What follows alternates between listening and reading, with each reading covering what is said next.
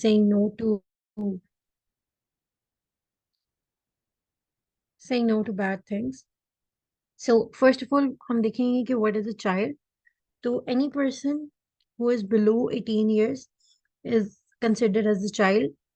ये पाकिस्तान में whoever is from age 0 to 18, उस एज गैप में जो भी बच्चे आएंगे उनको हम चाइल्ड कंसिडर करते हैं.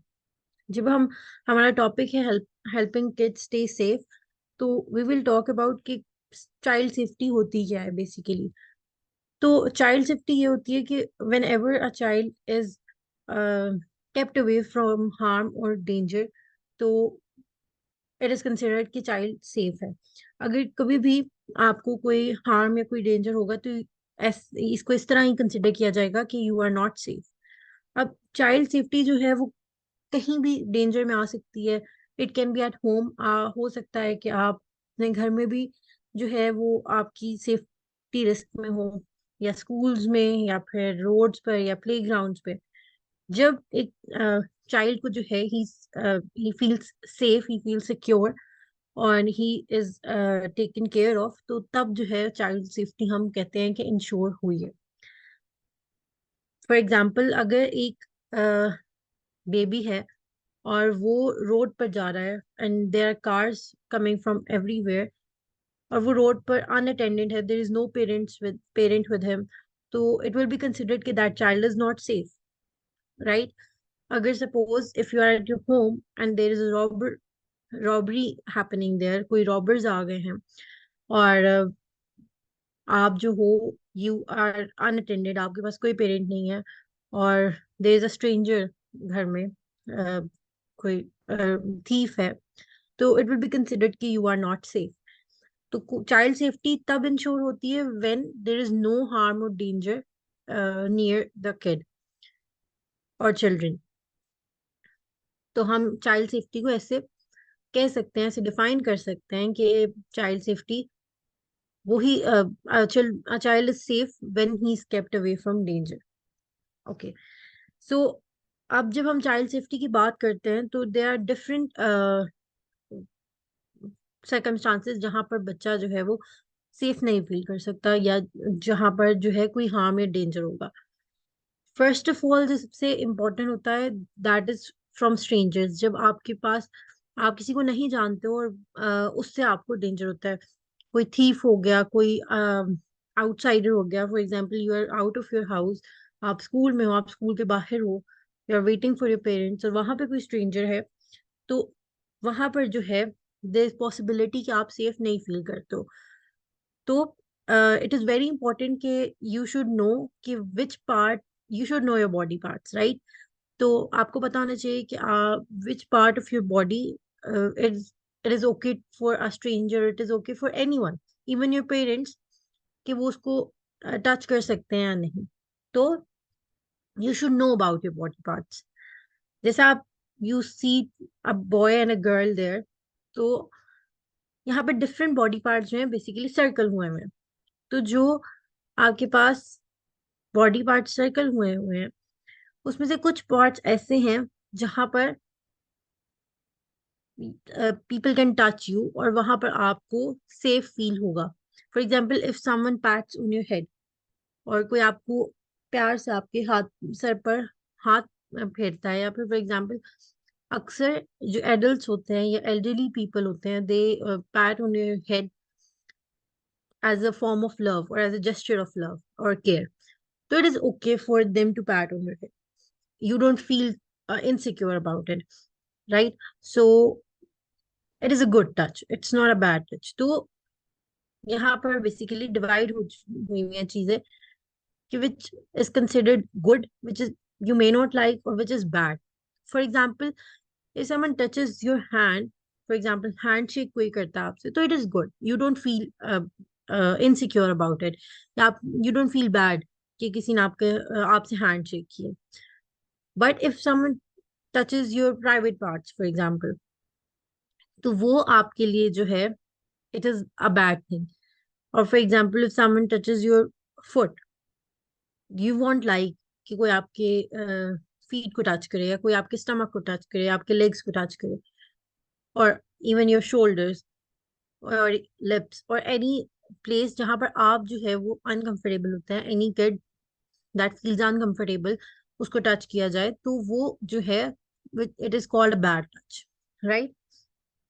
For example, what is the difference between good touch and bad touch? तो गुड टच वो होता है जिससे if someone touches you on your head, if someone pats on your head, so it feels like care, it feels safe, it feels like fun.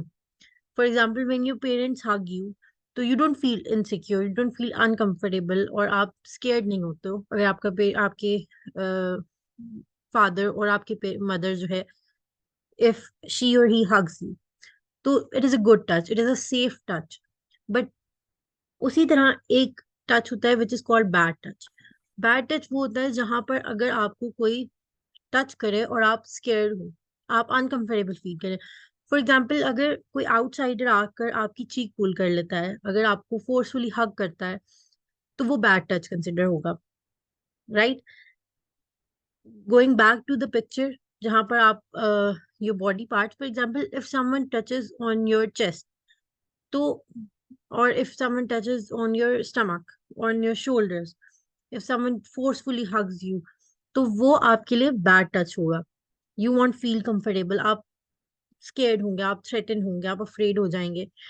तो कोई भी ऐसा touch जहां पर आपको ऐसी फीलिंग आए कि no this is not okay, जिससे आपको फीलिंग, जब आपको खुद आपको फील हो कि this is in what I want, या आप कंफर्टेबल ना हो। For example, someone outsider is hugging you, आप स्कूल से आ रहे हो, there is a stranger out on the road, and he hugs you or he touches you any part of your body जो आपको comfortable नहीं feel होता, for example your legs, तो that is considered a bad touch. अगर इस तरह हो तो what should you do? You should know that your body is your body, you are the boss of your body, you can say no. And if anything feels uncomfortable, for example, अगर आपके घर कोई guest आए हैं, you don't know them very well, for example आपके father के friend हैं, you met them once और ट्वाइस, और वो आपको आकर फोर्सफुली हक करते हैं, and you don't feel comfortable and you feel scare, तो you can say no and they have to stop. And if you feel uncomfortable, you have to tell your parents that I'm scared from that person, or I'm not comfortable with that person. आपने अपने parents से कोई भी secret नहीं रखना। अगर कोई ऐसा, if there is a stranger जो आपकी, for example a guest you don't know well, और वो आपके घर आए हैं, वो आपको फोर्सफुली आपकी चीक्स पुल कर रहे हैं, फोर्सफुली आपको किसेस कर रहे हैं ऑन योर चीक्स, तो फोर्सफुली आपको हग कर रहे हैं, यू डोंट वांट दैट, आप नहीं comfortable, you are scared from that person, तो you can say, you can tell your parents that I am not okay. It can be anyone, it can be your family. हो सकता है कि आपके कोई elderly cousins हों जो कि आपको इस तरह इरिटेट कर रहे हो या आपको तंग कर रहे हो, और आप कंफर्टेबल नहीं हो उस चीज में, तो you should know that it is your body. आप कह सकते हो कि no please don't do this to me, please don't hug me, और please don't forcefully pull my cheeks, please don't forcefully kiss on my cheeks. So you should tell your parents first of all, and you should say no. And no means no.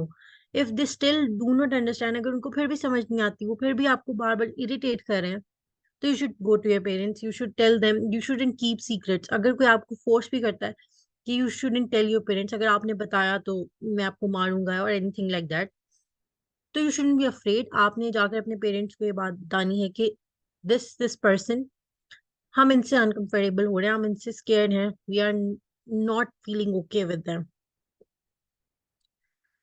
अब जब आपकी personal safety की बात आती है, तो first of all you should know your parents number. आपको अपने घर का नंबर पता होना चाहिए, अपने फादर का नंबर, किसी का भी एक number you should memorise it, आपको याद होना चाहिए। For example, if you have a landline, अगर घर पे आपकी लैंडलाइन है, तो आपको उसका नंबर याद होना चाहिए कि इन केस कोई भी ऐसी सिचुएशन हो जहां पर यू नीड योर पेरेंट्स, कोई ऐसी सिचुएशन हो, for example you are lost, या फिर आप किसी ऐसी सिचुएशन में हो जहां पर यू आर स्केर्ड, तो you should know your number ताकि आप अपने पेरेंट्स को कॉल कर सकें. Then you should know your house address. अगर आप स्कूल जाते हो, you should memorise your address. If you are old enough कि आपको यू कैन मेमोराइज, तो you should memorise your house address. In cases अगर आप suppose you are lost again, तो या फिर if you have to go to your you if you are at your school, you are stuck in a situation, कोई भी ऐसी situation है जहाँ पर you need to know your house address, so please memorize it. Then you should know your parents name. अगर आपसे for example आप you are not feeling okay at your school, और आपसे your teacher ask कि आपको what is your parents name, आपका parents का first name और last name, you should know it. Okay. And then अगर कोई स्ट्रेंजर आता है तो you should say no to a stranger. कोई भी वो आपको, अगर वो आपको स्वीट्स दे रहा है, अगर ही सेइंग यू कि नहीं मैं आपको घर ले जाता हूँ, या आई know your parents, I am your parents friend, इस तरह की बहुत सी सिचुएशंस होती हैं जहाँ पर if a kid is lost, अगर for example if a kid is at school और his parents are getting late, अब स्कूल से ऑफ हो चुका है, उसके पेरेंट्स आ मतलब for example both his parents are working, दोनों ऑफिस जाते हैं, और जो जिसकी भी ड्यूटी है टू गेट यू होम, वो लेट हो रहे हैं.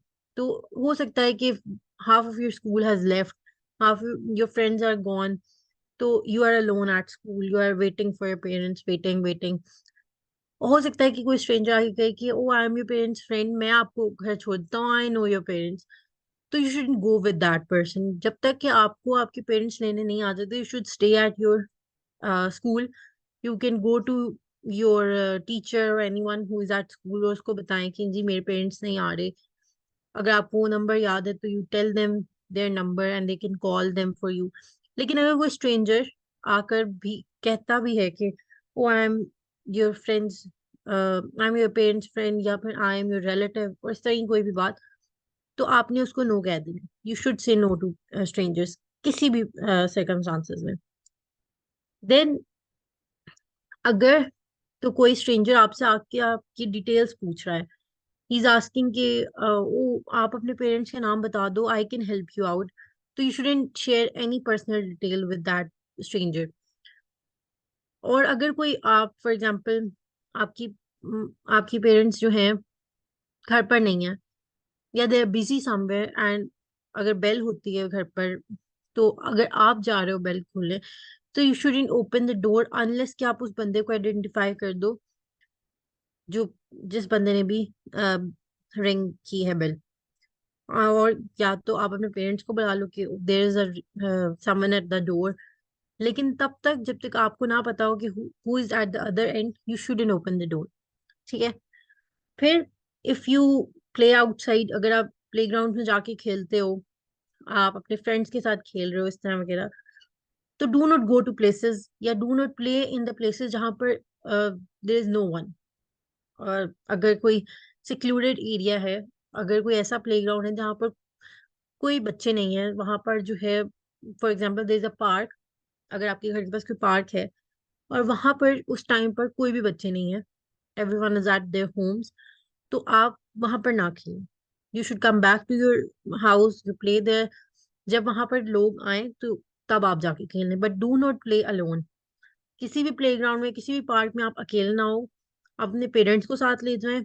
अगर आप वहां पर कोई आपके नेबरहुड में कोई लोग हैं, वो अगर वहां पर मौजूद हैं, वहां पर पार्क्स में अक्सर लोग वॉक के लिए आते हैं, अक्सर लोग खेलने आते हैं, तो अगर तो वो एरिया क्राउडेड है तो वहां पर it's safe to play there. लेकिन अगर वो प्ले एरिया जो है वो बिल्कुल वहां पर कोई भी नहीं है, इट्स एम्प्टी, तो you shouldn't play there alone. But even अगर वो एरिया जो है वो क्राउडेड है, और अगर कोई स्ट्रेंजर आकर आपको कोई चीज दे रहा है, ही इज आस्किंग कि ओ टेक दिस गिफ्ट, या वो कोई आपको कह रहा है कि oh let's go somewhere, I can give you ice cream और I can give you chocolates, anything like that, अगर कोई भी वो ऑफर कर रहा है, तो do not accept it. Never accept gift from any stranger. कोई भी अगर फॉर एग्जाम्पल पार्क्स में often times there are ice cream parlors or ice cream vans standing outside your parks. तो अगर कोई स्ट्रेंजर आकर आपको ये भी कहता है कि वो let's come with me, I will get you an ice cream, तो do not go with them. You can ask your parents if you want an ice cream, or if you want anything, ask your parents, but do not accept any gifts from strangers. Lastly, let's play an activity. I will give you some pictures, and you have to thumbs up if it is a good thing, and you have to uh, thumb down if it is a bad thing. अभी हमने सारी बात की, bad touch की, good touch की, हमें किस चीज पे नो कहना चाहिए, हमें किस चीज पे यस कहना चाहिए. अब इसके बाद I will show you some pictures. वो पिक्चर्स आपने देखनी है, और आपने अगर तो you think that it is a good thing, तो you can thumbs up that. और अगर आपको लगता है कि no it's a bad thing, तो you can thumbs down. For example, if your mother is helping you with your bag, तो is it a good thing और a bad thing? अगर it is a good thing, you can say yes. If it's a bad thing, you can say no. If a stranger tries to touch you, if he tries to touch you on your shoulder, if he tries to touch you on your chest or anywhere, is it a good thing or is it a bad thing?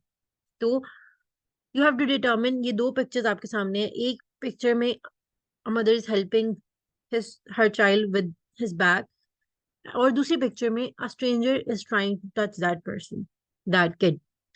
So what do you think? Which picture is a good touch and which picture is a bad touch?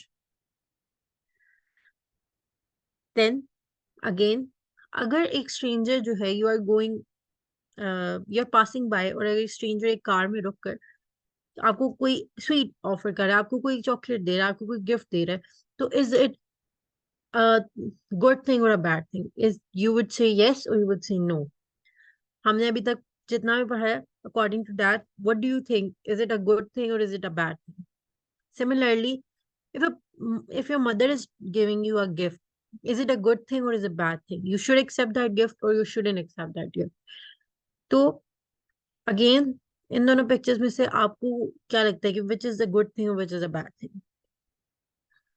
Then अगर कोई stranger आपके दरवाजे पर आया है, if someone is knocking at your door, you don't know that person, you have a window right beside your door, आप देखते हो, you don't identify that person, आपको नहीं पता चलता कि वो बंदा कौन है, तो will you open that door or not?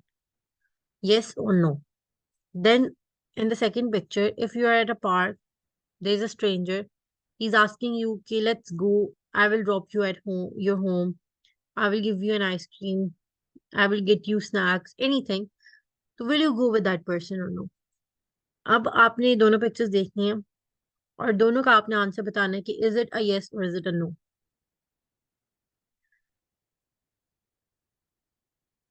That's it. Thank you.